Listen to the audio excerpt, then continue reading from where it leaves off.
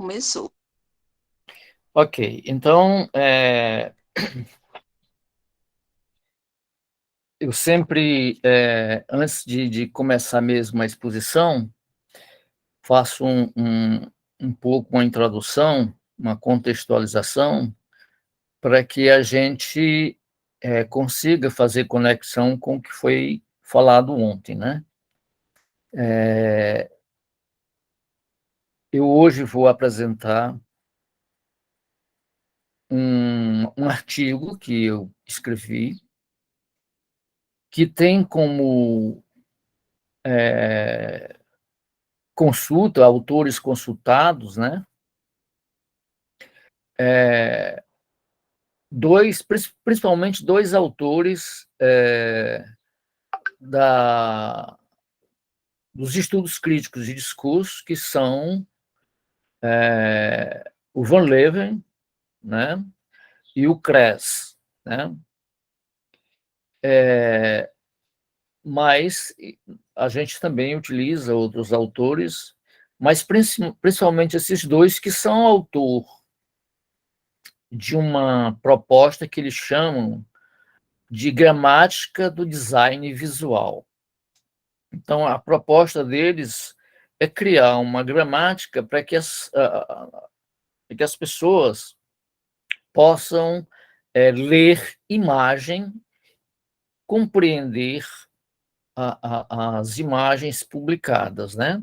Porque, embora as imagens sejam um código linear, fixo, né? Elas são discursos, são discursividades, né? Então, não como dizia o professor Milton José Pinto, não existe imagem que não signifique, né? Imagem neutra, não existe isso. Então, mas raramente, ou poucas vezes, ou pouca gente consegue fazer uma leitura de uma imagem de modo, digamos assim, entre aspas, né, alfabetizado, né, de modo esclarecido, né?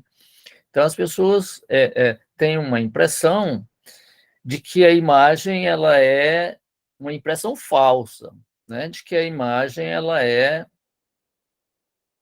compreensível, ela é lida em qualquer lugar do mundo e produz o mesmo sentido, né? É compreendido do mesmo jeito. E isso não é verdade, porque a imagem ela carece de âncora de significação. Essa âncora de significação, que o Milton chama de predicador, é o texto, né? É um título, às vezes um movimento, quer dizer, uma imagem em movimento, muitas vezes esse movimento produz uma significação, né? Mas uma imagem fixa, ela precisa de uma legenda, de um título, de um texto.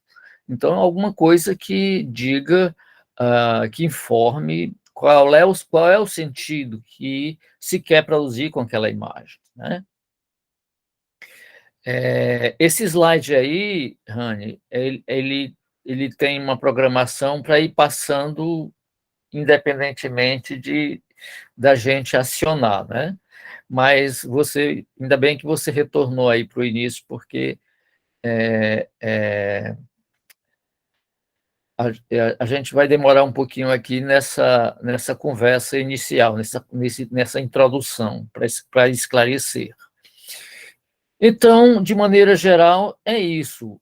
Aí o Kress e o Van Leeuwen, eles criaram essa gramática do design visual que, digamos assim, tenta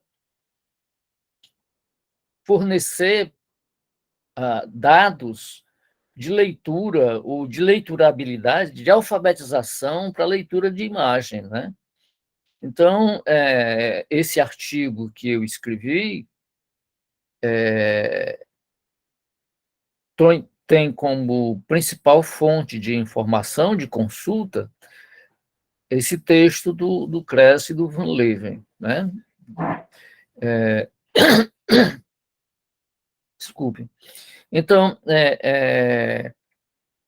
a gente vai vai tentar mostrar através desse artigo que o, o, o, a linguagem crítica, né, ela não é só textualizada, ela é também imagética, né? Então,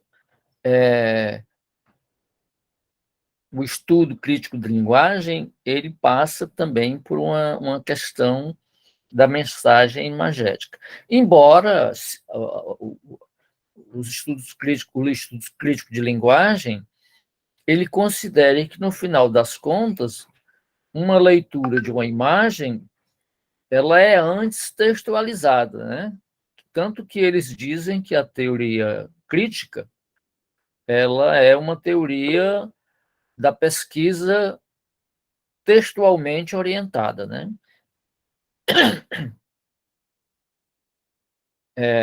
Pode falar, Alessandra.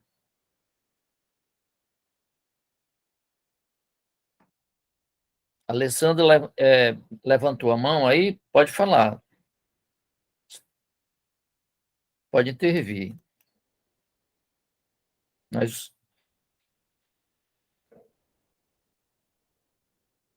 então, enquanto você não fala, se você quiser falar, você levanta novamente a mão que eu vou dar continuidade aqui à minha fala. Tá certo?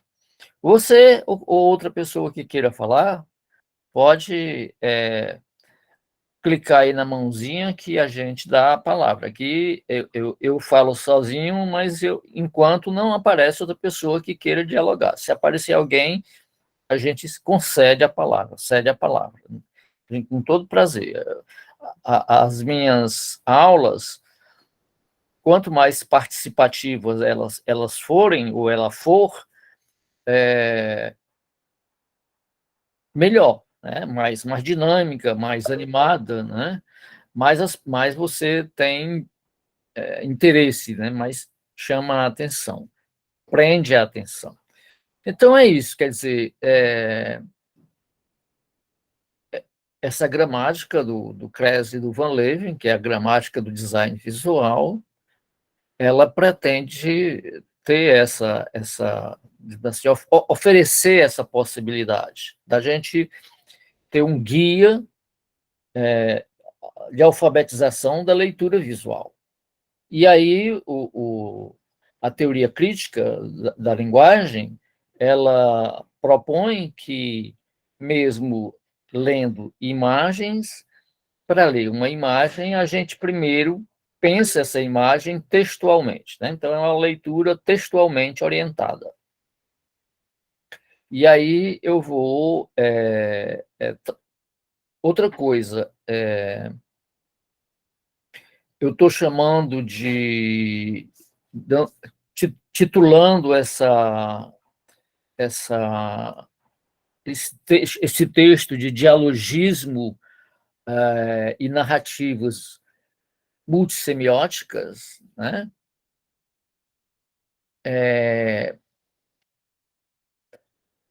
Mas eu poderia, por exemplo, o Van Leeuwen e o Kress, eles chamam de multimodalidade, eles não usam o termo multissemiótico, eles falam de multimodalidade, porque eles consideram que cada semiose é uma modalidade, né? Um modo de dizer, de produzir sentido. Então, como a imagem ela utiliza a visualidade, mas ela pode usar também a legenda, ela pode usar também o traço, os filetes, as retículas, todos esses recursos que são os balões, né?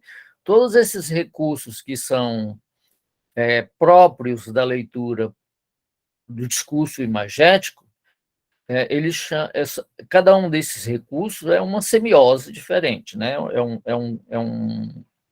É um código de produção de sentido diferente. Então, eles não usam o termo multissemiótico. Eu estou usando, nesse caso, né, narrativas multissemióticas, mas o Kress e o Van Leeuwen, como outros autores da mesma linha, da linha da teoria crítica, do estudo crítico de linguagem, usam o conceito de multimodalidade, certo? Então, nós temos aí 3 palavras que carece também que a gente esclareça antes. Eu queria lembrar, abrindo aqui um parêntese, eu queria lembrar a vocês que eu sei que entre vocês existem algumas pessoas que já são iniciadas, já têm essas informações, mas eu quero tratar todo mundo como se ninguém tivesse essas informações, começar do zero, né? Então, eu vou, para esclarecer todo mundo, porque seria injusto eu já começar levando em conta que todo mundo tem as informações e as pessoas que não têm ficassem sem entender nada. Então, eu vou começar esclarecendo esses três conceitos, levando em conta, pensando todos vocês como sendo pessoas que estão tendo contato hoje pela primeira vez com esses conceitos, tá certo? Então, por favor, não se aborreçam, não se, digamos assim, não se entediem, e quem quiser também contribuir para ampliar e para melhorar ainda mais, para esclarecer ainda mais os conceitos, fique à vontade. Então, o primeiro termo é dialogismo, né? Dialogismo. Então, dialogismo é um conceito do Mikhail Bakhtin, que é um autor russo, e ele desenvolveu esse conceito pensando que uma das características da linguagem, portanto, que interessa aos estudos críticos de linguagem, é, a questão da resposta, né? A questão da resposta. Que questão seria essa? Ora, o Bakhtin diz que todo enunciado ele tem uma resposta já ao enunciar, o enunciado que a gente produz, ele já cobra do outro, da pessoa que escuta, uma resposta, né? Então, o que o Bakhtin chama de atitude responsivamente ativa, né? Atitude responsiva ativa, que é eu falar uma coisa e o que eu falo já embute questões, né? Que a pessoa que escuta, ao escutar, essa pessoa responde, que ela esteja consciente disto ou não, que ela fale, que essa resposta seja falada ou não. Mas ao interpretar um texto ou uma fala de alguém, ao interpretar, eu estou, ao mesmo tempo que interpreto, criando uma resposta. Não sei se vocês estão me entendendo, né? Mas o Bakhtin diz isso, que todo enunciado ele produz uma atitude responsiva ativa. Então, ele produz uma resposta. Esse texto que fala sobre isso está num livro de 2 autores americanos, Clark e Holquist, sobre o Bakhtin. Não é um texto do Bakhtin, mas é um texto desses americanos acerca do Bakhtin que fala sobre isso, né? O Bakhtin mesmo fala da atitude responsiva ativa, mas ele mesmo não criou, ele não escreveu um texto, não produziu um texto, pelo menos que eu conheça, falando disso da maneira que esses autores americanos falam, né? Inclusive, o título desse texto de Clark e Hulkist, que está num livro sobre o Bakhtin, que o título do livro é Bakhtin. O título do texto é a arquitetônica da respondibilidade. Significa dizer o quê? Que essa possibilidade da resposta que está nos enunciados constitui uma arquitetura da linguagem, né? Uma arquitetura da linguagem. Porque a linguagem ela é um tecido, a linguagem é um tecido. E a gente sabe que um tecido ele é constituído de malhas, né, de fios, e esses fios, quando se cruzam, quando passam uns pelos outros, eles criam pontos de interseção, né? Pontos comuns. Então, esses pontos comuns são os pontos em que eu falo para alguém, alguém me responde, e essa resposta ela pode ser uma resposta falada ou pode ser simplesmente uma resposta de interpretação. Né? Então, de qualquer forma, a resposta ela é produzida, que queiramos ou não. Por isso mesmo é que o Bakhtin ele fala da questão dessa respondibilidade, né? Ele fala que cria-se uma sequência, uma malha de sentidos infinita, né? Que é uma coisa que também o Peirce, né, vai fazer referência a isso. Quer dizer, quando ele fala dos signos que vão se conectando uns aos outros e cria um tecido, ele chama esse tecido de semiose infinita. Então, a linguagem ela se espalha na sociedade através das falas, das conversas, né? E cria uma memória social de sentidos. Isso faz com que nós nos entendamos, quer dizer, o que eu estou dizendo para vocês só é possível de vocês compreenderem porque nós estamos falando uma língua comum e, portanto, nós estamos usando sentidos que nós compartilhamos, quer dizer, que nós todos compreendemos, que nós todos participamos desses sentidos, né? São sentidos compartilhados, né? Aquilo que eu disse ontem, que eu vou repetir agora. O Milton fala que quando a pessoa enuncia, quando o enunciador produz o enunciado, quando o enunciador enuncia, ele convida o outro a partilhar consigo os sentidos que ele vai produzir, né? Então, esses sentidos são compartilhados, porque se não fosse assim, a gente não conseguiria se entender, né? Então, como é que isso é feito? Isso é feito exatamente através dessa arquitetônica da respondibilidade, essa arquitetura da possibilidade de respostas, né?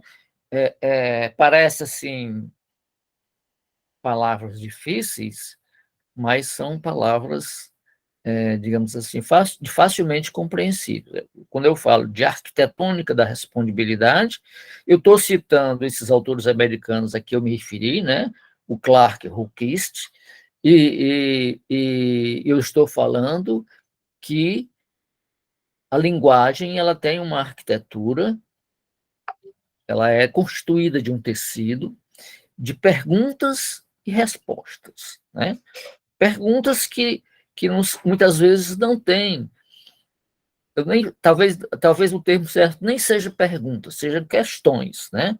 São questões que nós lançamos e são respostas que nós damos. Então, é por isso também que o Bakhtin, o Clifford Geertz, ele vai falar que a polifonia bakhtiniana, que é um outro conceito do Bakhtin, a polifonia, na verdade, ele não está falando de polifonia, ele está falando de dialogismo, é, uma, é, uma, é um processo de produzir obras, de produzir conceitos, de produzir sentidos. Ele chama isso de autoridade. O Clifford Geertz, não Bakhtin, chama isso de autoridade polifônica. Autoridade, o que é? Autoridade não é a capacidade, o lugar de alguém se sobrepor a alguém, de alguém mandar subordinar a alguém. Autoridade é a capacidade de criar, de autorizar, de se transformar em autor, né? Então, percebam como isso é interessante. Quer dizer, quando eu estou lendo um texto, eu estou interpretando esse texto. Quando eu estou ouvindo alguém, eu estou interpretando o que essa pessoa está dizendo. Então, a minha interpretação cria como resposta um outro texto. Então, nesse momento, eu me transformo em autor, porque eu estou criando um outro texto. É assim que a gente faz quando a gente escreve um artigo. A gente consulta autores que refletem acerca de uma mesma temática, e a gente produz acerca da obra desses autores uma resposta que é um outro texto. Mas não é só escrevendo que a gente faz isso também interpretando, pensando, né? Então, quando eu estou lendo uma obra, seja ela uma obra literária, seja ela uma obra teórica, eu estou criando um novo texto na minha interpretação, não é? Então, esse novo texto é a minha resposta àquele autor que eu estou lendo. É a minha resposta àquela pessoa que eu estou ouvindo. Então, o Clifford Geertz chama isso de autoridade polifônica. Por que é autoridade? Porque é a capacidade de se transformar em autor, que todos nós temos. Todos nós somos autores. Todos nós, indistintamente. Uns escrevem e criam uma coisa chamada de autoria, né? Eu passo a ser um autor, portanto, eu tenho uma autoria naquele texto. Ou então eu falo, eu manifesto a minha resposta através da fala, que é também uma autoria. Então, é autoridade por isso. Por que é polifônica? É polifônica porque no momento em que eu falo, eu convido a falar comigo a pessoa que eu escuto. Então, já não é só uma pessoa que fala, são duas. E se for vários autores que eu leio, ou se forem várias pessoas que eu escuto, então serão muitas pessoas que falam comigo, né? Então, são muitas vozes que festam. Por isso que o Bakhtin chama isso de polifonia, né? Polifonia. A polifonia, ela não é um termo que ele migra da música, do campo da música para o campo da linguagem falada, escrita, né? E tem a ver com essas vozes que se manifestam ao mesmo tempo no mesmo texto. Então, polifonia é diferente de dialogismo, porque o dialogismo ele se dá por questões e respostas, tá certo? De texto para texto, de enunciado para enunciado. A polifonia são as diversas vozes que se manifestam no mesmo texto. Vocês estão entendendo? Então, polifonia é diferente de enunciado. E o Clifford Geertz, ele está chamando isso de autoridade polifônica.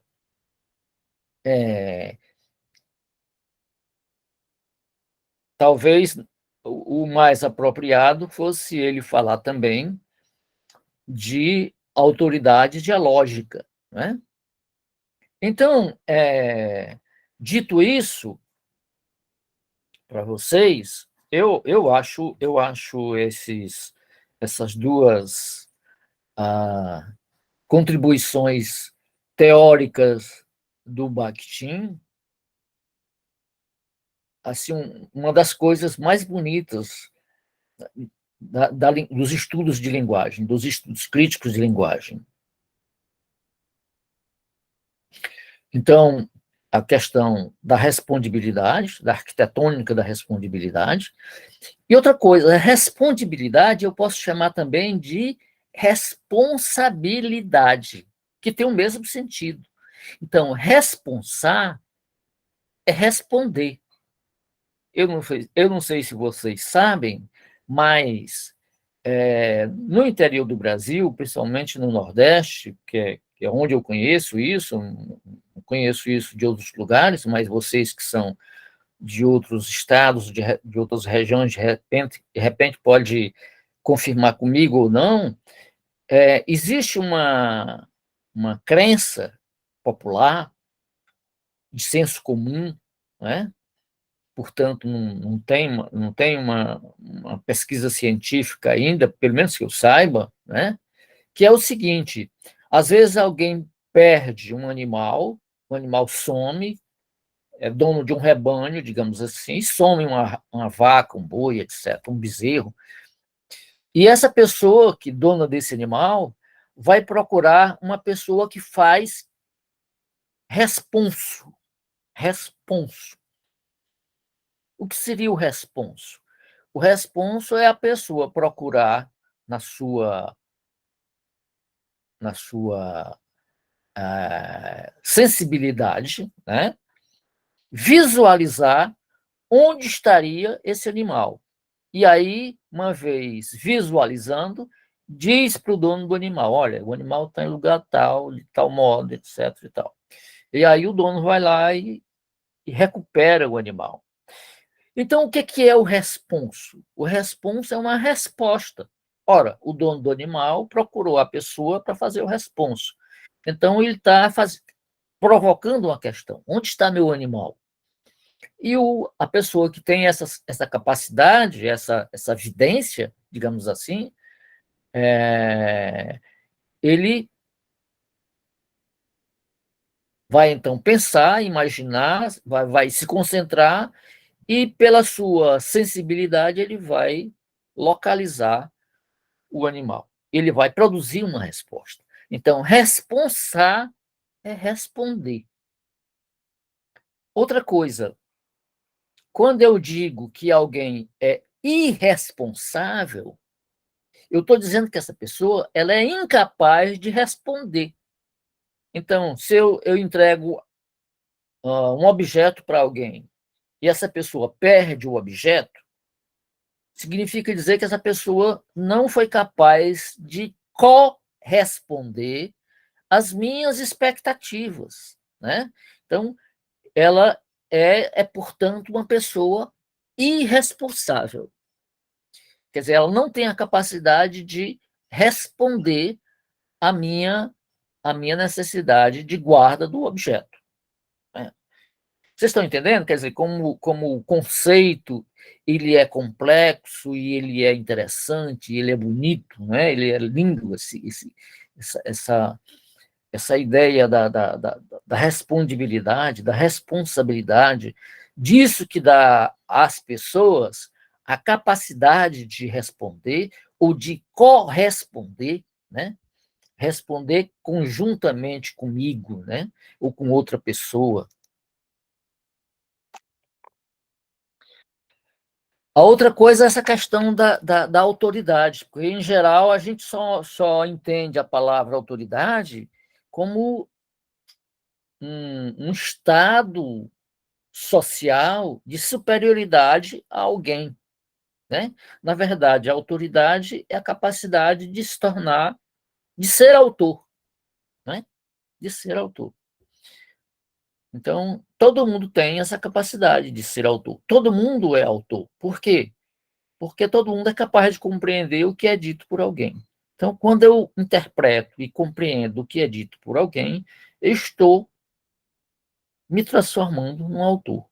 Eu estou criando um outro texto, né? Que eu escreva ou não, né? Então, é a respeito desses aspectos com relação ao discurso imagético que eu vou tratar nesse artigo. eu tenho quase certeza que nem todos vocês leram e mesmo os que leram não leram todo, porque eu mandei ontem já tarde para a Raniele enviar para vocês. Mas eu vou fazer a exposição aqui e eu recomendo que vocês leiam. Raniele, você pode ampliar aí a visualidade do, do slide, por favor.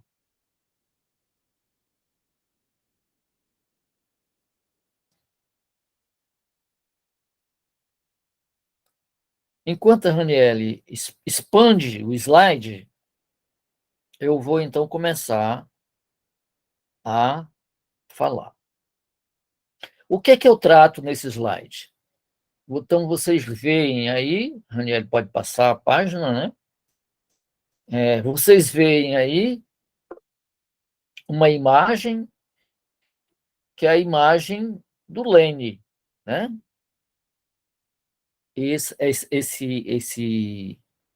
Essa imagem é um pôster de autoria de um cara chamado Viktor Ivanov, né?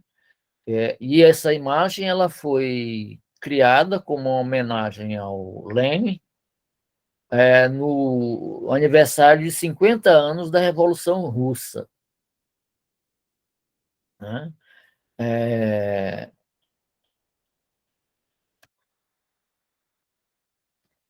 é, Nesse quadro, você tem um texto, um verso do Mayakovsky em russo, possivelmente, talvez, vocês não saibam ler, não, eu também não sei, eu tive que pesquisar para poder saber o que diz esse verso do Mayakovsky, né? E o verso diz o seguinte: Lênin viveu, desculpem, Lênin viveu, Lênin vive, Lênin viverá sempre. Então, esse verso ele está escrito aí no canto superior direito da imagem. No canto superior direito da imagem. E no canto esquerdo superior, você vê o símbolo do comunismo, que é uma bandeira vermelha com uma imagem de uma foice e de um martelo, tá certo? E a imagem do Lênin, ele está olhando por cima do ombro direito, como se contemplasse o percurso que ele fez, né, até se transformar no herói da Revolução Russa, né? Então, vocês sabem que em 1917 a Rússia teve, teve na Rússia uma revolução popular liderada pelo Lenin e por outros políticos, né? Por outras pessoas, e que transformou a Rússia de um país capitalista num país comunista, né? Então, é, é esse feito, essa Revolução Russa, que faz 50 anos e que o Viktor Ivanov, na época, né,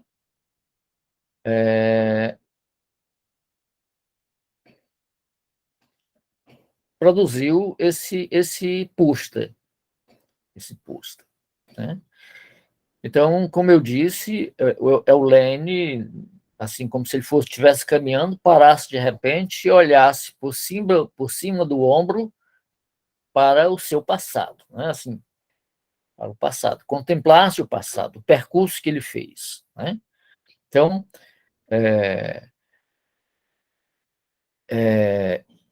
essa imagem,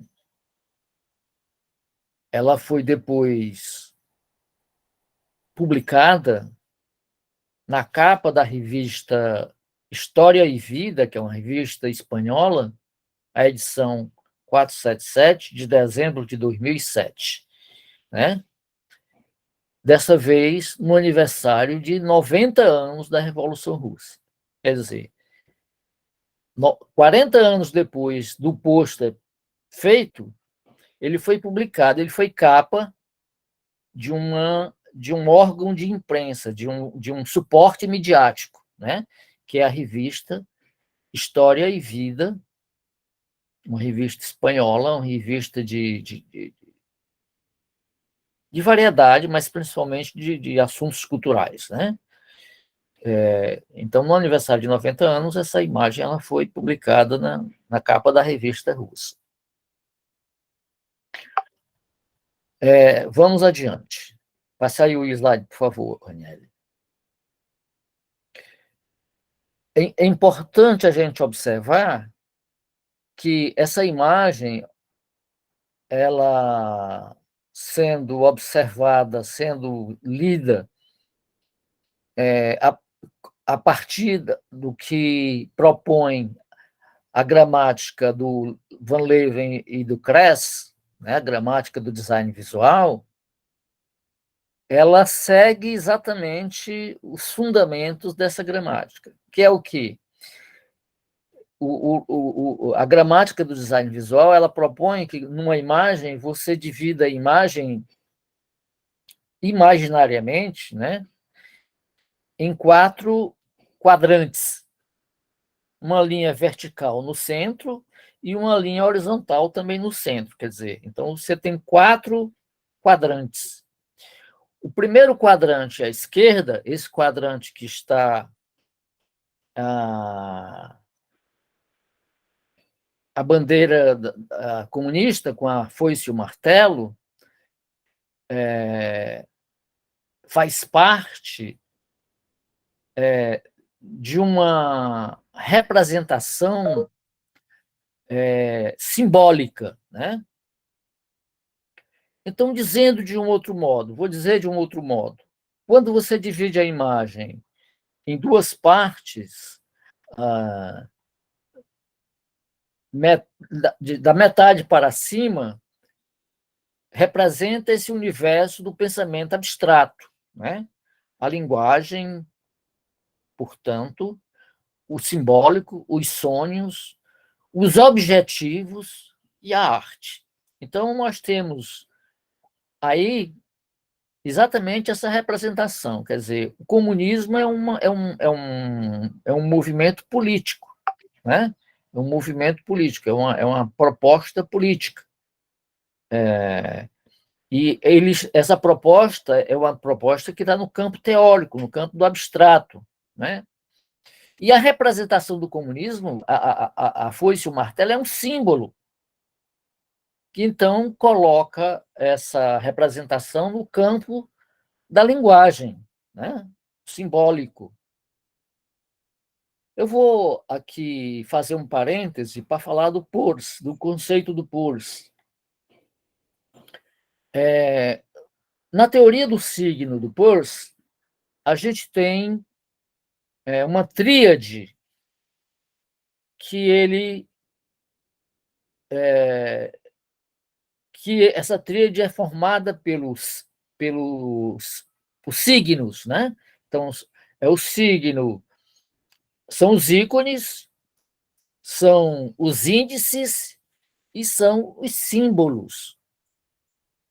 Às vezes a gente escuta uma pessoa dizendo que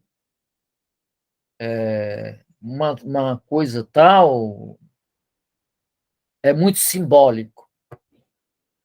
Muitas vezes essa pessoa fala a respeito disso sem saber nem o que é o símbolo, né? Na verdade, o que ela está dizendo não é que é muito simbólico, é muito significativo, é muito representativo, né? Porque o símbolo, ele é um signo que tem uma relação de convencionalidade com aquilo que representa. Então, digamos, uma cédula de dinheiro, ela é um símbolo. Por quê?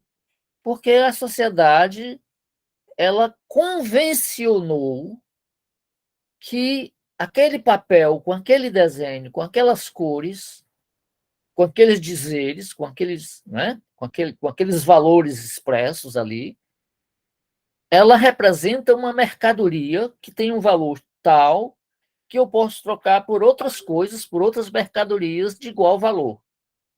Tá certo? Então, digamos, uma cédula de R$ 10. Ela é um símbolo. E eu troco, que representa uma mercadoria. E eu troco essa mercadoria, que é a cédula, por outras mercadorias que valem R$ 10. Então, é uma convenção da sociedade, tá certo? É uma posição social também é um símbolo, porque a sociedade convencionou que aquela posição ela representa tal coisa. Por exemplo, um juiz. Um juiz. Um juiz ele tem autoridade, que não é a autoridade que eu me referi antes, mas é a autoridade de poder, de mandar prender e mandar soltar pessoas. Mas quem é que dá autoridade a essa pessoa? É a sociedade. E essa pessoa só adquire tal autoridade se ela cumprir um ritual de passagem, né? Se ela cursar direito, né? Um curso jurídico, e se ela passar num concurso para juiz, para se transformar em juiz. Então, ela passa a ser, passa a adquirir essa capacidade de mandar prender e mandar soltar e decidir sobre a vida das pessoas e da sociedade. Então, várias coisas no universo da sociedade são símbolos, né? São convenções. A sociedade convencionou que aquilo representa tal coisa, então aquilo representa tal coisa. Então, nesse sentido, a foice e o martelo é um símbolo. A sociedade comunista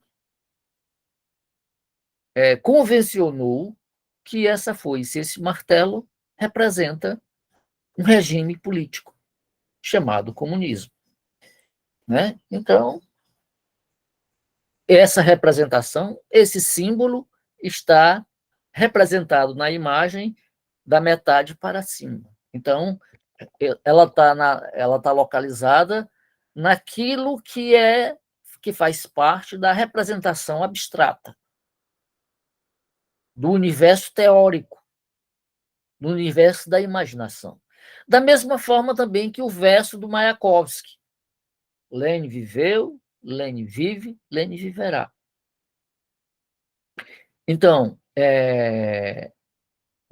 a poesia, ela faz parte também desse universo simbólico, né? Desse universo abstrato. Da metade para baixo, representa aquilo que a gente chama de terra-terra, né? A realidade, a concretude, a coisa. E aí, o que tem nessa imagem que está da cintura para cima? Aliás, para baixo. Tem o ano de 1917. Tem as pernas do Lênin, né? Provavelmente sobre o solo, né? Então, esse universo da concretude, do ponto de vista da gramática visual, do Kress e do Van Leeuwen, ele é representado da, cintura, da metade para baixo da imagem. Né? Então, eu faço essa exposição para que vocês compreendam que, quando vocês virem uma outra imagem, vocês podem verificar se essa imagem ela segue ou não esse entendimento da gramática visual. Passa, por favor, o slide aí, Rani. Então, aqui já continuando, pode passar para o seguinte. À esquerda, então a imagem dividida verticalmente, à esquerda significa a esquerda para quem olha, né? Para nós que olhamos a imagem. Não é a esquerda de quem, não é a esquerda do Lênin, que a nossa esquerda aqui, no caso, nossa percepção da esquerda da imagem, corresponde ao lado direito do Lênin. Então, a esquerda representa o passado, quer dizer, o percurso percorrido, a história experienciada, vivenciada, né? Então, quando ele olha para trás, ele olha exatamente para a esquerda, né? Que no caso dele ele olha para a direita, por sobre o ombro ele olha para a direita, mas para a gente aqui é para a esquerda. Então, é como se ele olhasse o passado, a representação do passado, né? Então, todas as vezes que vocês virem uma imagem em que a pessoa olha para o lado que o Lênin está olhando, essa é uma representação de quem olha para o passado. Todas as vezes que vocês virem uma imagem, mesmo que não seja essa do Lênin, seja outra imagem, em que alguém está olhando para esse lado que o Lênin está olhando aí, então ela está olhando para o passado, né? Do ponto de vista do grafismo, da imagem, do imagético, da leitura imagética, é isso que significa, né? Alguém que olha para o passado. Então, no passado tem o quê? A bandeira comunista hasteada, ostentando o símbolo da foice e do martelo, como uma exibição do triunfo histórico, né? Uma exibição do triunfo histórico. Então, é como se Lênin olhasse para 1917, né? Então, e visse ali o triunfo da Revolução Russa. Portanto, ele vislumbra uma conquista heróica, né? Uma conquista em que ele é seu protagonista, né? Então, Lênin aí, é isso que ele vislumbra. Então, do lado esquerdo, é isso que ocorre. Do lado direito,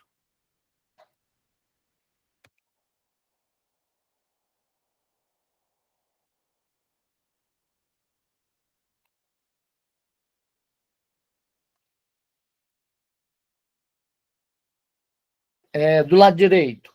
O lado direito representa o futuro, né? Então, se o lado esquerdo representa o passado, o lado direito representa o futuro.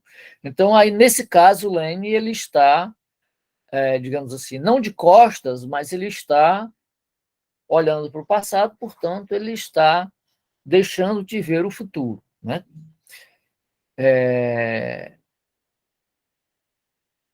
Então, no futuro tem aquilo que o Mayakovsky propõe. Lênin viverá, né? Lênin viveu, Lênin vive, Lênin viverá. Então, o sentido é esse, sempre, né? Então, é uma promessa de futuro. E embaixo aqui o ano de 1917, que apesar de estar no passado,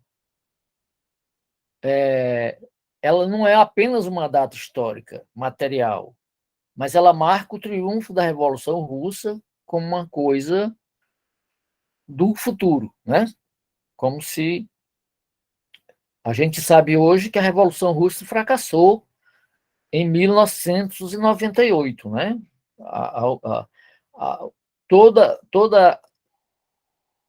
grande parte, 90% talvez, do que foi construído historicamente da Revolução Russa, inclusive a chamada União das Repúblicas Socialistas Soviéticas, desmoronou, foi abaixo, né? Então, a gente sabe, mas nessa época aí não tinha fracassado ainda, não tinha desmoronado ainda, então era uma promessa de futuro, né? A Revolução Russa era uma promessa de futuro. Era uma promessa de construção permanente dos ideais da Revolução. Então,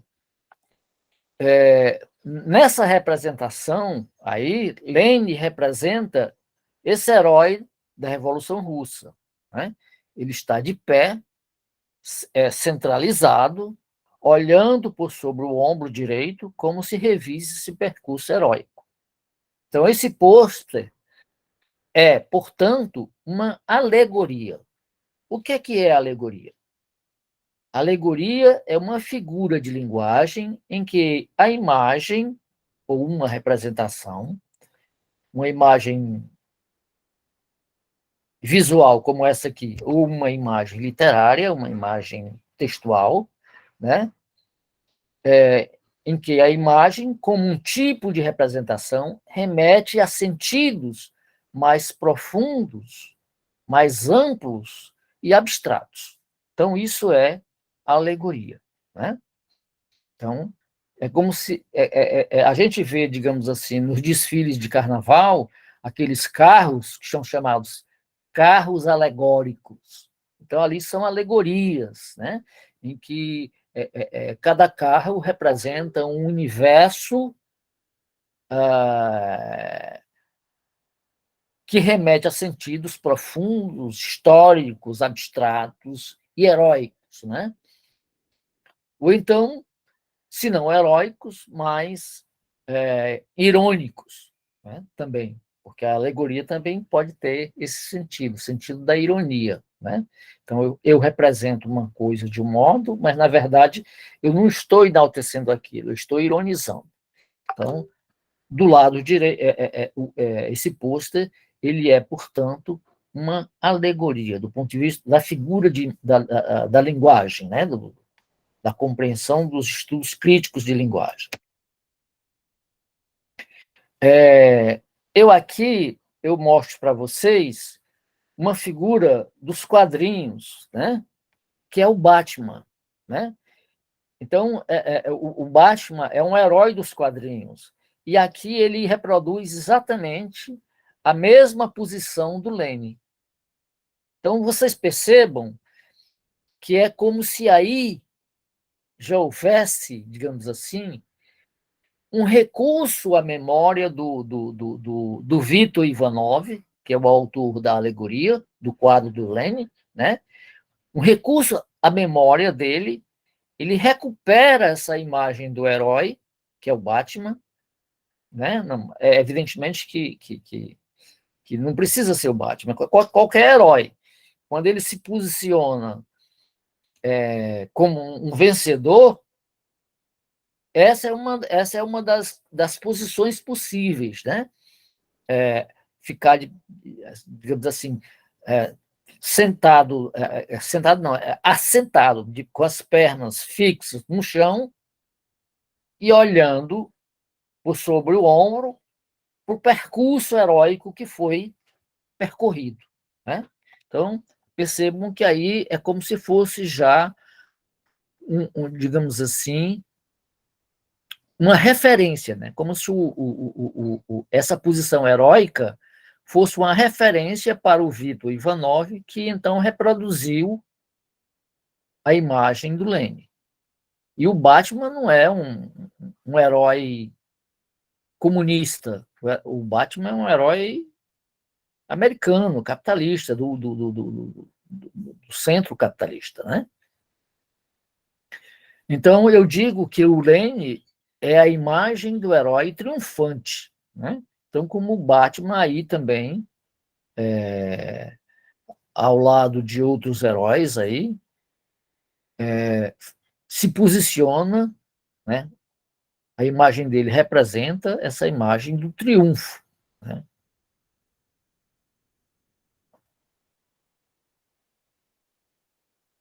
Então, em seguida, eu vou mostrar um outro herói também com essa postura semelhante, um outro herói dos quadrinhos, que é o Capitão América. Então, percebam que o Capitão América também aí, ele está, embora de um outro ângulo, né? Não é o mesmo ângulo, é um outro ângulo, porque esse ângulo do Batman é um ângulo que ele é vislumbrado numa espécie de contra-plongé, né? De baixo para cima, né? Então, o herói vigilante observa por sobre o ombro direito, após triunfar em suas aventuras. Esta é uma postura comum nas representações dos heróis dos quadrinhos e do cinema. Ao mesmo tempo, se dispõe a continuar a sua jornada heróica, quer dizer, ele para e é flagrado nesse momento para contemplar o percurso heróico, mas com a promessa de seguir adiante, né? Ele não para aí, aí não é o fim, né? Isso é que é importante. Bom, e aí a capa da revista que eu falei para vocês lá no começo, a revista História e Vida. A revista História e Vida é uma publicação do grupo espanhol Planeta, e ela é editada pela editora Prisma Publicações, de Barcelona. Ela foi criada. Você passa o slide aí, Raniel, por favor, para a capa da revista?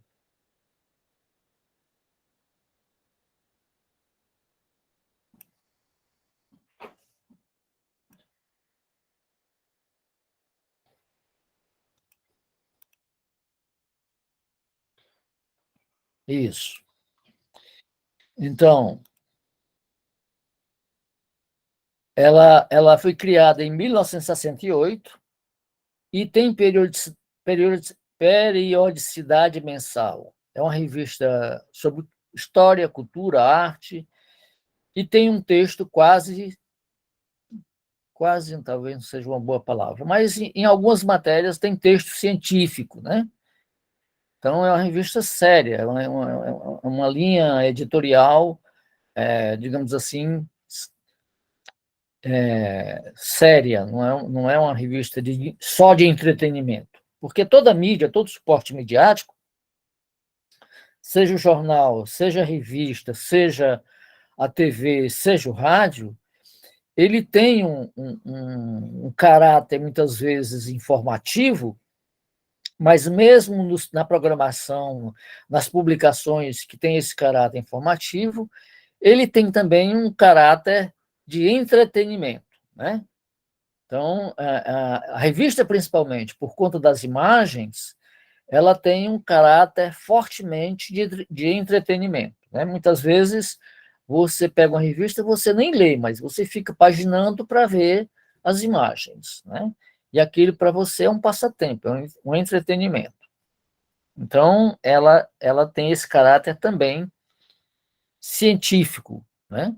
E nessa edição, que ela comemora os 90 anos da Revolução Russa, é uma edição que tem 3 matérias, né, sobre esse acontecimento, que é a Revolução Russa, né?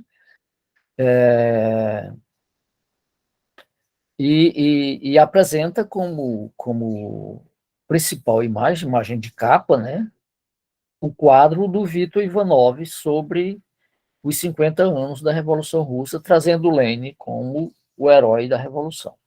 Então, a primeira matéria, ela tem como título Caminho à Revolução, de Ulyanov a Lenin. Então, essa matéria ela é escrita por Juan Carlos Losada, né? Então, Ulyanov é considerado o iniciador do processo revolucionário na Rússia, né? Então, ele faleceu, ele veio a falecer, e o Lenin tomou o seu lugar e acabou levando adiante a revolução. A segunda matéria, ela é a consagração de uma obsessão, quer dizer, de um objetivo, né? A consagração de um objetivo. E essa matéria ela é escrita por Carlos Padró Sanches, né? Então, essa matéria ela trata da questão da Revolução Russa como sendo digamos assim, o resultado de um plano estabelecido de executar, de fazer a revolução. Quer dizer, ela não aconteceu por acaso, assim, da noite para o dia, houve a revolução. Não, ela tem uma história que, inclusive, começa com essa primeira matéria que fala de Ulyanov de Ulyanov a Lenin. Então, há aí um trajeto, um plano progressivo, né? Que é executado progressivamente. E a terceira matéria é sucessão difícil. Então, o combate entre Stalin e Trotsky. Então, vocês devem saber que Stalin foi governou a União Soviética durante algum tempo, né? E ele acabou fazendo inimigos outros caras que foram considerados heróis da Revolução, como, por exemplo, o Trotsky, que foi, inclusive, assassinado no México, segundo dizem, a mandado do Stalin, né? Então, como o Trotsky ele divergia do Stalin, ele acabou sendo eliminado, né? E essa matéria ela é escrita pelo jornalista Diego Carcado, né? Então, essas três matérias, elas estão nessa edição da revista História e Vida, que tem, inclusive, como chamada, percebam aí, chamada de capa, como título de capa, Octubre Rojo, né? O meu espanhol é um pouco diferente dos outros, né? Mas é mais ou menos isso. Que é, na verdade, a leitura de Outubro Vermelho, né? Por que vermelho? Porque o vermelho é a cor que simboliza, é também um símbolo, né? Assim como a foice e o martelo, o vermelho é também um símbolo do comunismo. Então, quando fala de Outubro Vermelho, está fazendo referência ao mês em que a União, a Rússia conseguiu tornar vitoriosa a Revolução. Então, outubro é um mês que é comemorado como o mês de final da Revolução Russa, que foi vitoriosa, né? Então, por isso que chama de Outubro Vermelho. Por favor, passei o slide, Daniela. Então, sem dúvida, uma referência a 25 de outubro de 1917, quando cai o governo provisório russo, consagrando a vitória do movimento revolucionário. Então, é uma referência também ao livro do americano Tom Clancy, intitulado Caçada ao Outubro Vermelho. Então, esse livro, Caçada ao Outubro Vermelho, ele é depois roteirizado e transformado num filme com o mesmo título, Caçada ao Outubro Vermelho. Então, esse filme passou, inclusive, já várias vezes na Rede Globo, na sessão da tarde, e ele foi... o livro é de 1984 e o filme de 1990, portanto, 6 anos depois da publicação do livro, foi feito o filme, foi rodado o filme, né? Então, o filme conta a história trágica da deserção da tripulação de um submarino russo. Então, um grupo de marinheiros num submarino russo, é um filme americano, lógico, né? Porque ele não fala de vitória, ele fala de fracasso dos russos, né? Um grupo de marinheiros no interior de um submarino resolve desertar e ocorre que no percurso do submarino e no embate com outros submarinos russos, ele acaba explodindo no fundo do mar, né? Isso, estou dando spoiler aqui, ó. Desculpem aí. Desculpem a minha falha, não era essa a intenção. Daniel, passa, por favor, aí o slide.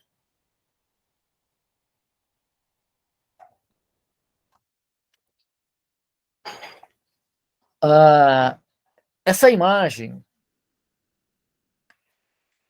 Eu vou citar aqui um autor que não faz parte do grupo de autores, né, que constitui a teoria dos estudos críticos de linguagem, mas é um autor também muito bom, um autor muito refinado, um autor que eu utilizei na minha dissertação de mestrado como autor principal, né? E ele tem também umas categorias teóricas a respeito da imagem. Então, essa imagem, segundo esse autor, que é o Eliseu Veron, é um fundo semântico, do ponto de vista do conceito do discurso imagético, né? Inclusive, esse conceito fundo semântico ele não faz parte também da gramática da linguagem, desculpe, a gramática do design visual, né? Ele é um conceito do Eliseu Veron, que está num artigo chamado Quando Ler é Fazer,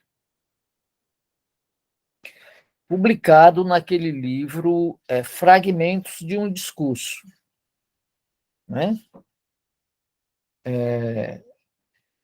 Então, fundo semântico. O que é o fundo semântico? É a imagem que ocupa a totalidade do espaço da capa.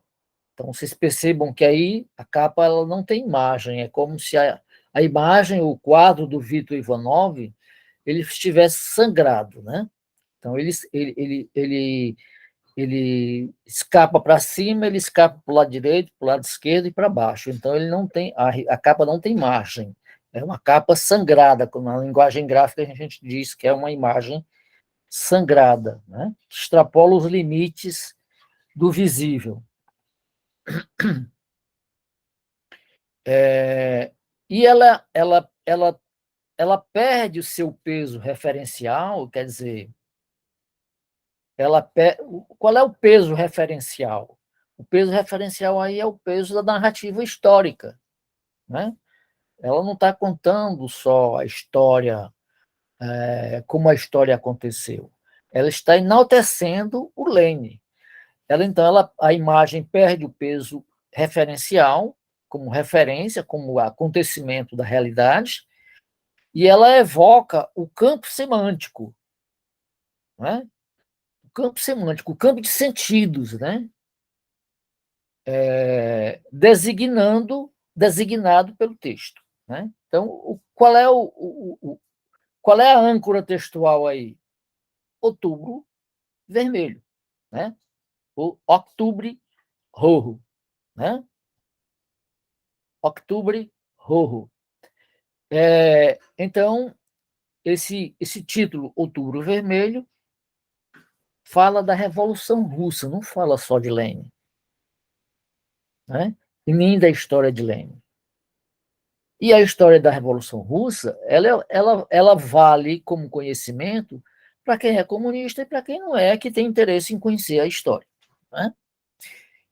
Então, nesse sentido, ela aborda um campo semântico.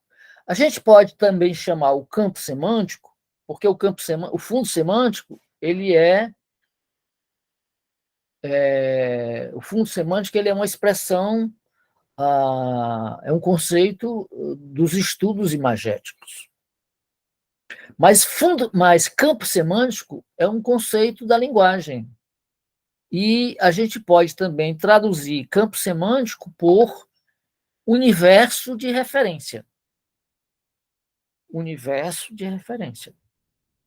Todas as vezes que nós falamos, nós instauramos um universo de referência. Nesse caso, o universo de referência é o quê? É a Revolução Russa. A Revolução Russa é um acontecimento tão múltiplo, tão denso, tão profundo, que eu posso pegar diversos aspectos desse acontecimento para falar deles, né? Não apenas o Lenin. Há pouco tempo eu falei do Stalin, né?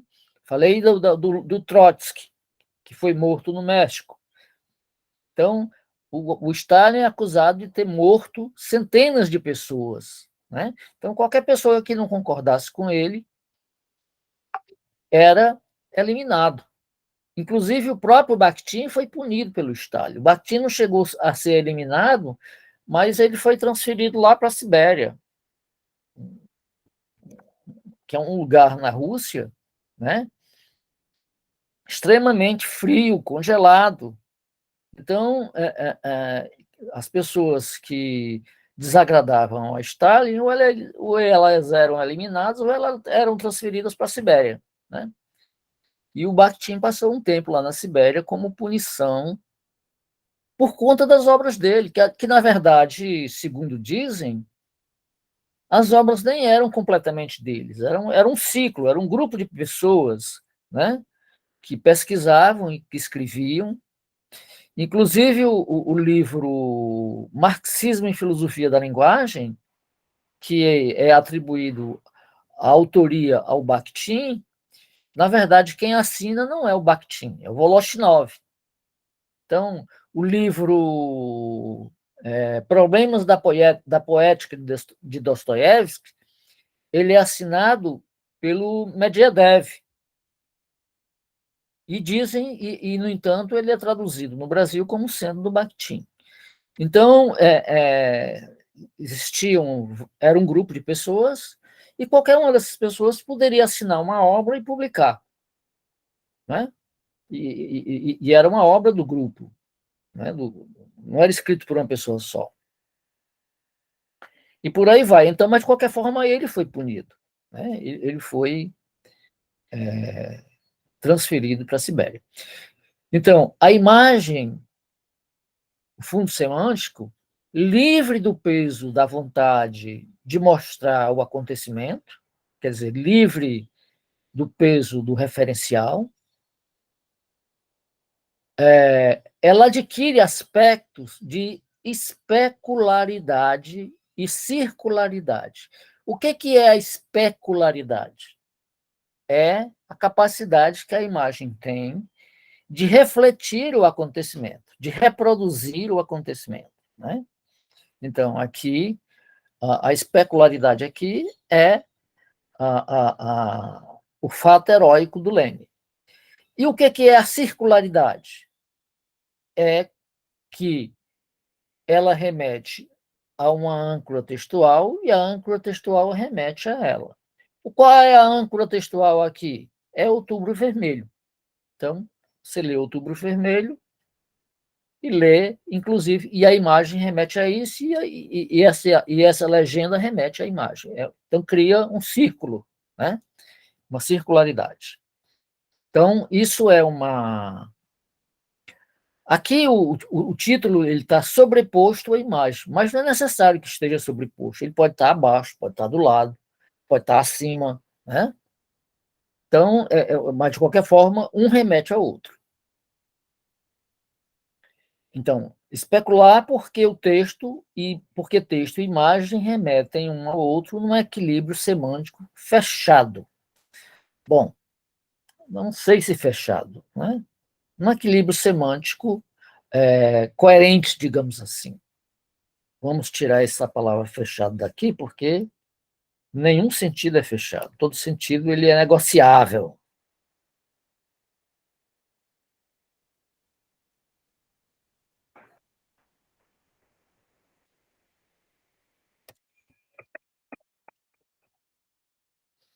Então, eu resolvi botar aqui, substituir a palavra por possível. Um equilíbrio semântico possível, né? Só um minutinho, por favor.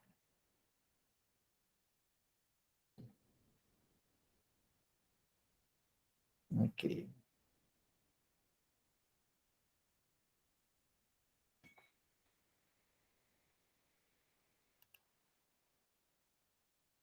Ok. Então, como eu já disse, ela é especular porque texto e imagem remetem um ao outro no equilíbrio semântico possível. E ela é circular porque, na medida em que perde a natureza testemunhal, a imagem a não, não é o testemunho de um acontecimento singular, né? O texto pode ser escrito sobre a imagem, né? Então, o texto ele é escrito sobre a imagem, ao lado, acima, né? Abaixo, etc. Então, é essa a ideia da circularidade, que um remete ao outro. Passe, por favor, a imagem aí, Rani. Em 1900, em 2000, em 2004,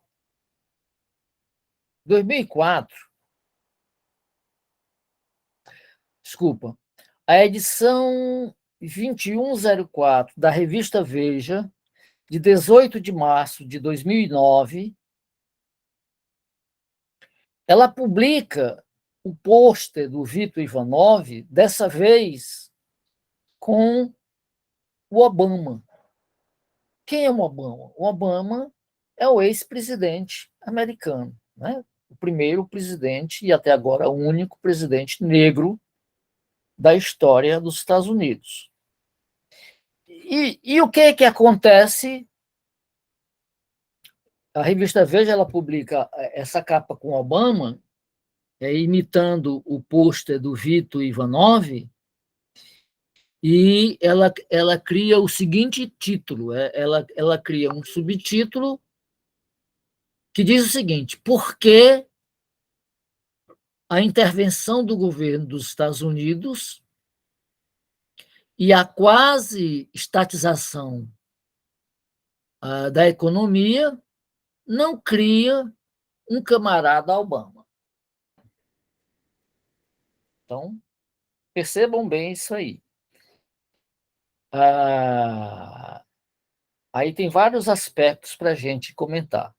Primeira coisa, a imagem de capa dessa edição representa o pôster do Vitor Ivanov, mas no lugar do Lenin está o Obama. Então, no lugar da bandeira soviética, a bandeira americana, a bandeira dos Estados Unidos. E ao invés das estrelas brancas sobre o retângulo azul,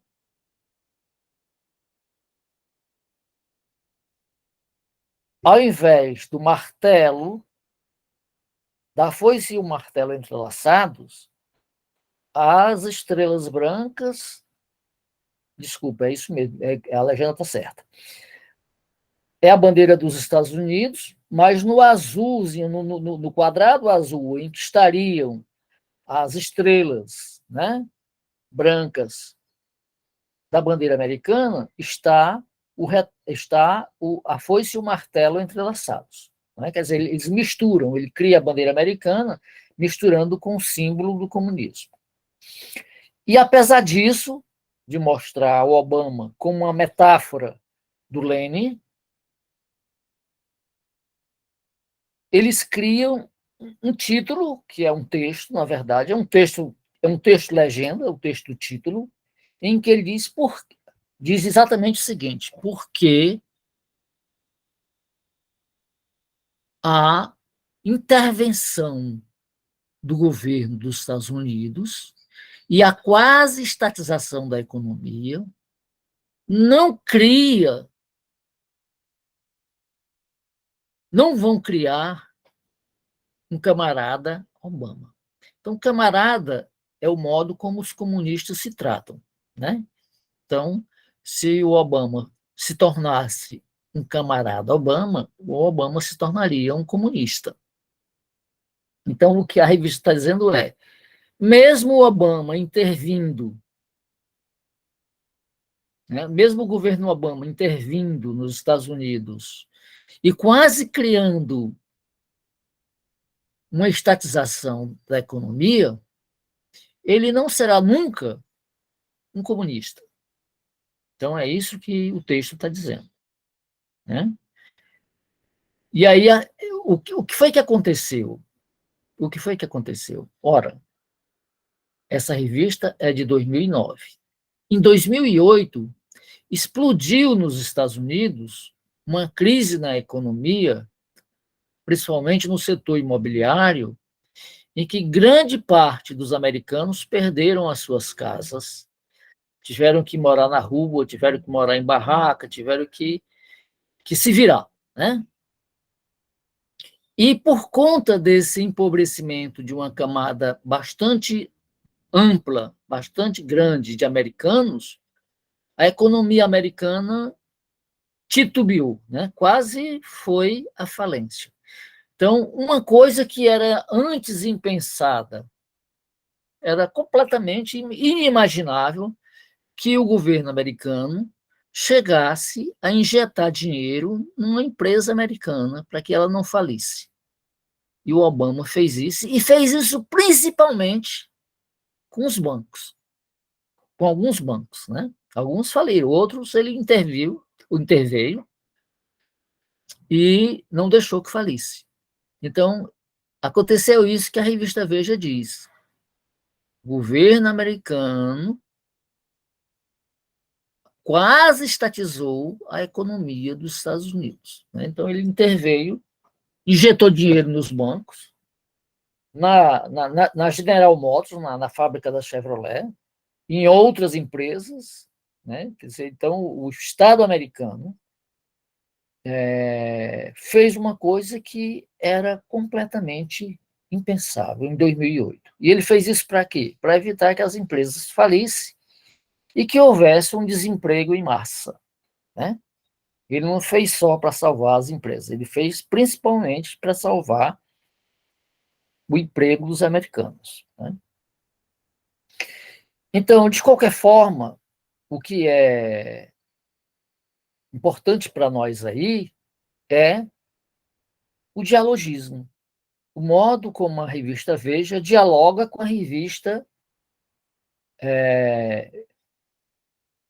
a revista espanhola, né? História e Vida. Dialoga, é um dialogismo, né? É um enunciado citando outros. E dialoga também, e principalmente, mais do que dialogar com a revista História e Vida, ela dialoga com o pôster do Vitor Ivanov, né? Ela reproduz o pôster do Vitor Ivanov. Então, isso é um dialogismo. Isso é que é importante para nós. Por isso que o nosso artigo ele se chama Dialogismo e Narrativas Multissemióticas, né? Então, as narrativas multissemióticas são essas, quer dizer, o quadro do Vitor Ivanov ele não é só imagem, ele também tem um verso do Mayakovsky, que é uma outra semiose, ele tem toda uma concepção de visualidade que é uma outra,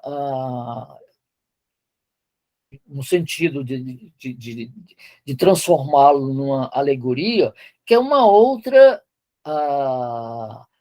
semiose. Então, ele é multissemiótico. Como aqui também as capas das revistas História e Vida e Veja, além da imagem, existem os textos, e existem as marcas, né?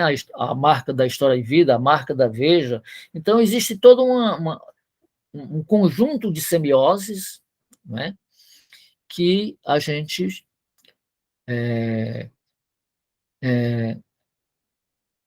entende, compreende para colocar no título como uma narrativa multissemiótica, né? A imagem da capa dessa edição reapresenta o pôster do Vitor Ivanov, mas no lugar do Lenin está o Obama. Então, é uma metáfora visual. Se lá no quadro no quadro aliás, desculpa, na capa da História e Vida, era o conceito de fundo semântico, aqui é o conceito de metáfora visual, também do Eliseu Veron, né? Ao invés das estrelas, sobre o retângulo azul, a foice e o martelo entrelaçados. Além disso, a cor vermelha predomina. Então, a cor vermelha, que é um símbolo do comunismo, apesar da bandeira americana também ter vermelho, né? Mas aqui ela está dialogando com o quadro do Vitor Ivanov. Passa, por favor, aí, Ranieri.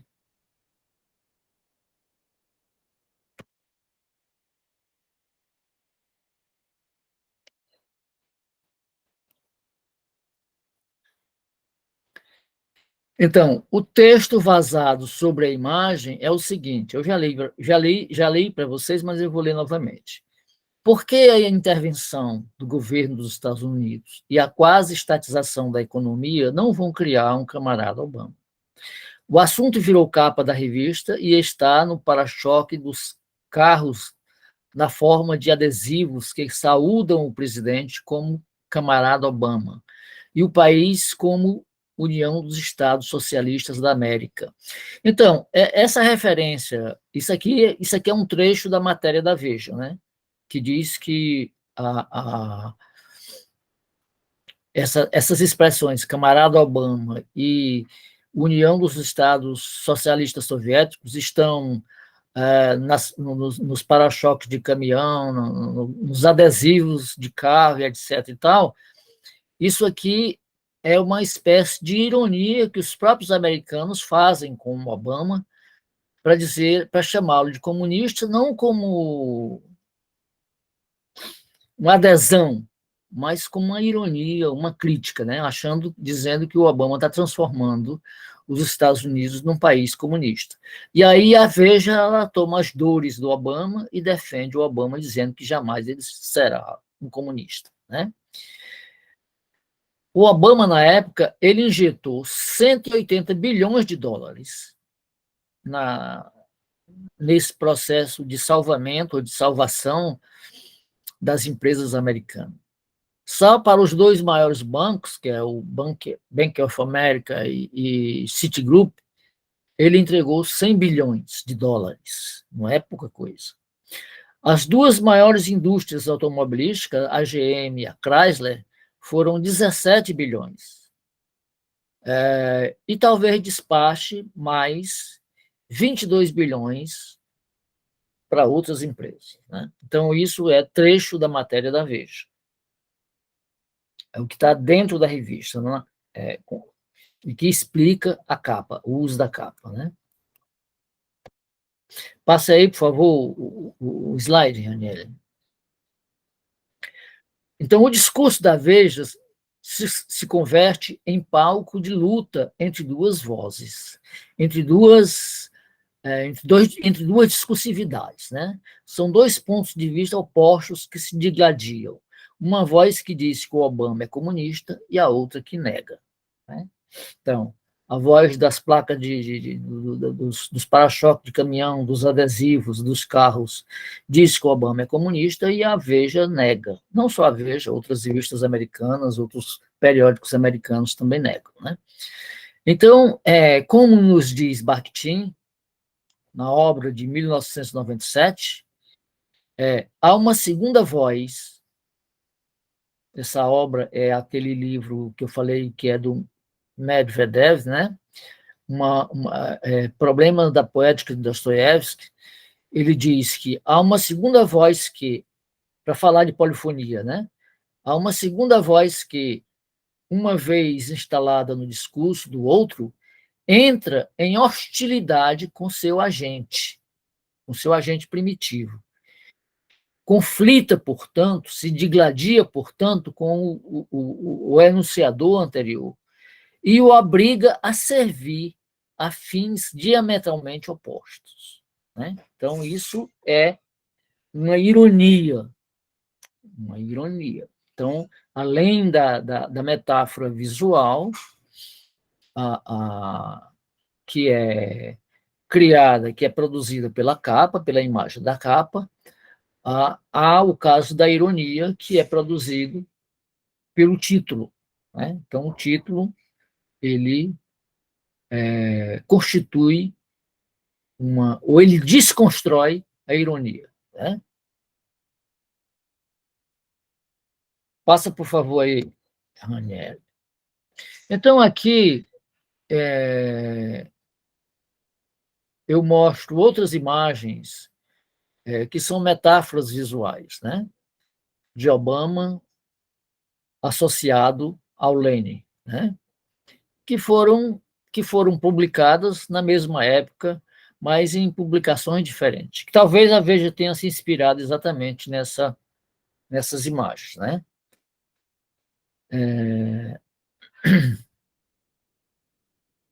Então, vocês estão vendo aí o Obama reproduzindo a postura do Lenin como uma metáfora visual.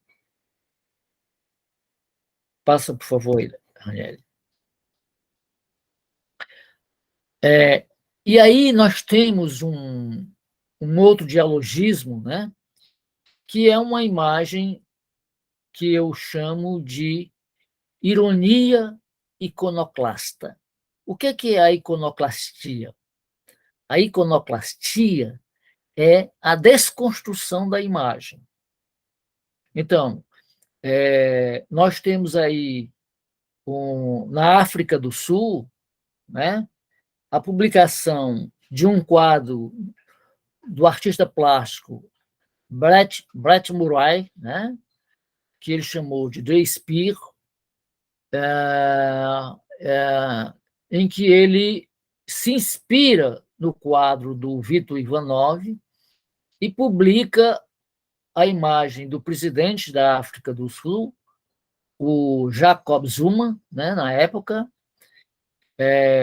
como se ele fosse o Lenin, mas aí aparece a genitália do presidente, né, e a imagem é uma espécie de alto contraste, quer dizer, não é uma imagem tão bem acabada como o quadro do Victor Ivanov, né? Então, exposto, e ele expõe esse quadro numa galeria de Johannesburg, né? Que é a Goldman Gallery, que provocou um grande constrangimento ao presidente Jacob Zuma e à sociedade sul-africana.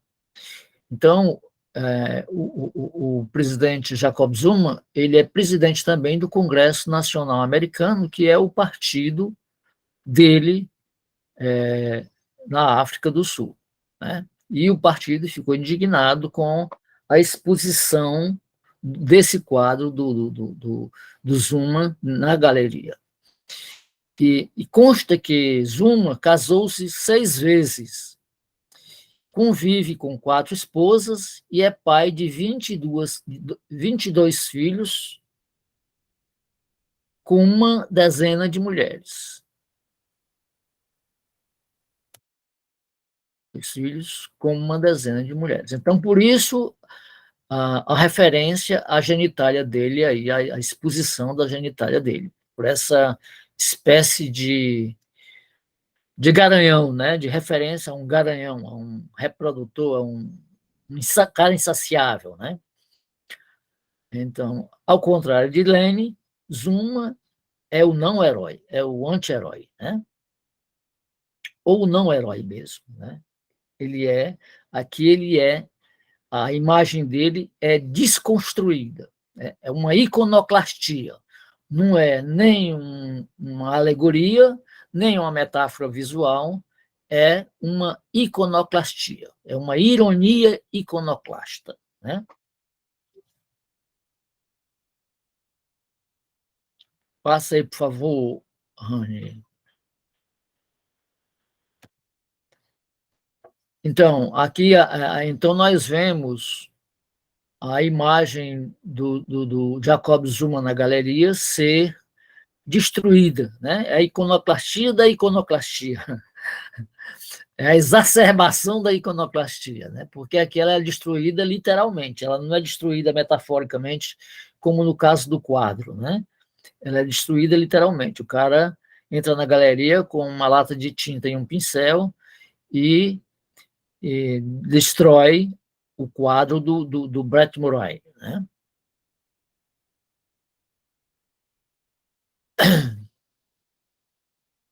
Vamos adiante, Rani. Por fim, o cartoon do Zápiro. O Zápiro é também um cartunista sul-americano e ele publica esse cartoon num site de internet, né? E o cartoon, a genitália cita o quadro do Brett Murray, cita o quadro do Victor Ivanov, mas não nas cores, apenas na posição do Zuma, né? E ele representa o Jacob Zuma, que é o presidente da África do Sul. E aqui na genitália do Zuma, ao invés da própria genitália, como está no quadro do Brett Murray, tem um chuveiro, e esse chuveiro ele chove aquilo que o cartunista entende que seja o que melhor representa o presidente sul-americano.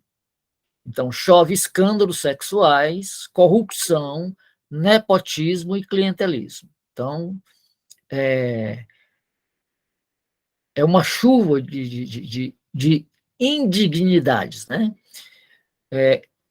Em um texto breve, o Brett Murray, o cartunista, louva Brett Murray e adverte que o respeito que Jacob Zuma exige, ele só terá se fizer por merecer. Então, vocês...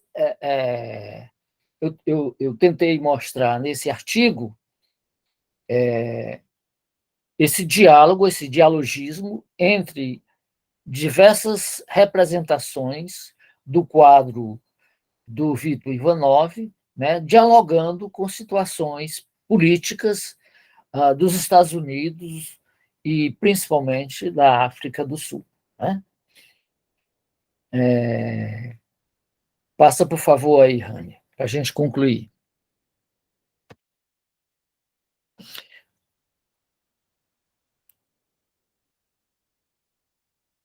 Em geral, os estudos linguísticos, o de linguagem, né, os estudos críticos de linguagens, pensam as relações dialógicas no contexto de uma sociedade específica. Neste caso, o dialogismo extrapola as fronteiras da União Soviética, onde foi criado o quadro do Vitor Ivanov, e chega ao território dos Estados Unidos e ao território da África do Sul, né? E chega até nós também pela escritura desse artigo, né? Num processo dialógico. Neste caso, o dialogismo se efetiva entre sociedades diferentes e até mesmo adversas, considerando que o posto de Ivanov situa-se originalmente no contexto da sociedade russa, enquanto sua reprodução ou suas citações se dão em diferentes contextos de sociedades capitalistas. Né? Quer dizer, os Estados Unidos e a África do Sul são países capitalistas. Isto é possível por conta do alcance e da capacidade de reprodução técnica e da recontextualização que possibilitam novas representações a partir das tecnologias globais contemporâneas. Então, nesse sentido, a rede internacional de computadores, mundial de computadores, né, tem uma contribuição importante como favorecimento ao conhecimento da obra do Vitor Ivanov e das outras obras e das outras publicações. Né? Aliás, a revista Veja é publicada no Brasil, não é nos Estados Unidos. Né? E, embora ela recupere, ela trate de um assunto, de um tema, de uma temática americana, que é a questão do Obama, né? Ser ou não um comunista.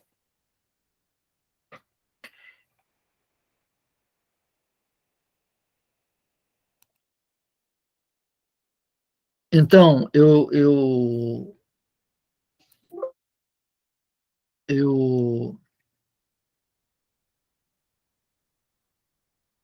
gostaria de saber se alguém de vocês, entre vocês, que deseja se manifestar, fazer algum comentário, alguma crítica, algum adendo. Se não houver, a gente finaliza essa aula de hoje e amanhã a gente encerra o nosso minicurso com uma outra abordagem que eu também não vou dar spoiler, tá certo? Eu vou ver se eu concluo um texto que eu comecei a escrever e envio para a Randiele para ela enviar para vocês.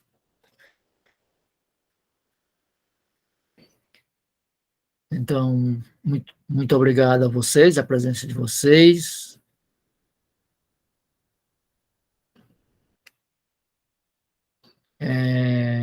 e até amanhã, ok?